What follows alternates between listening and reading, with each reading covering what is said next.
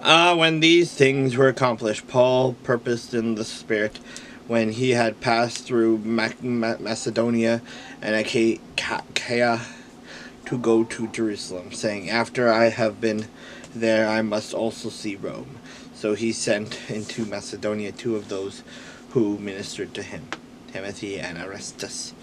But he himself stayed in Asia for a time. And about that time there arose a great commotion about the way.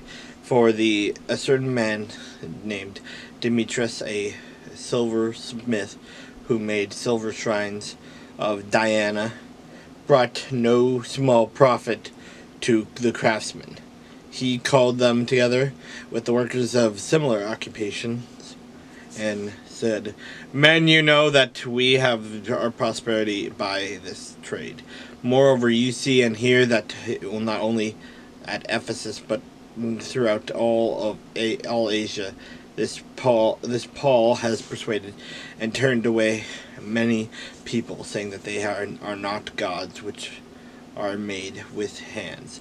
So not only is this trade of ours in danger of falling into disrepute, but also the temple of the great goddess Diana may be despised, and her magnificent destroyed, whom all Asia and the world worship." Now when they heard this, they were also full of wrath, and cried out, saying, "Great is Diana of the Ephesians." So the whole city was filled with confusions, and rushed into the theater with no one accord, having seized Gas and Aristarchus,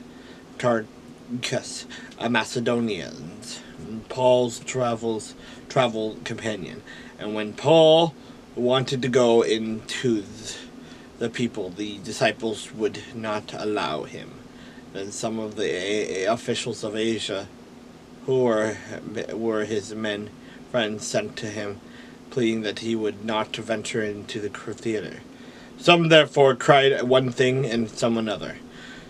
For the assembly was confused, and most of them did not know why they had come together. And they drew Alexander out of the multitude, the Jews putting him forward.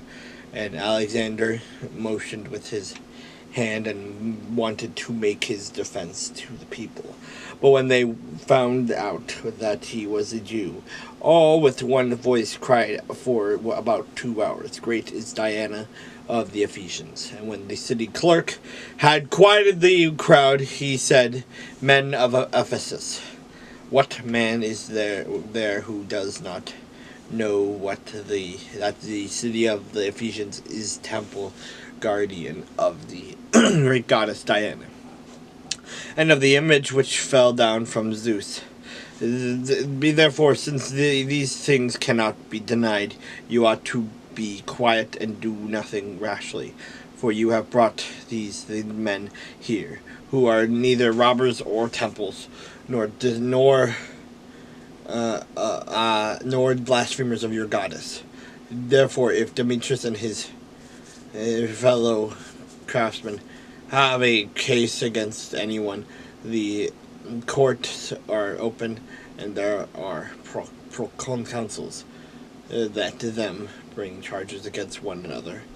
But if you have any other inquiry to make, it shall be determined in the lawful assembly, for we are in danger of being called in question for today's uproar, there being no reason which we may give to account for this disorderly gathering." And when he had said these things, he dismissed the assembly.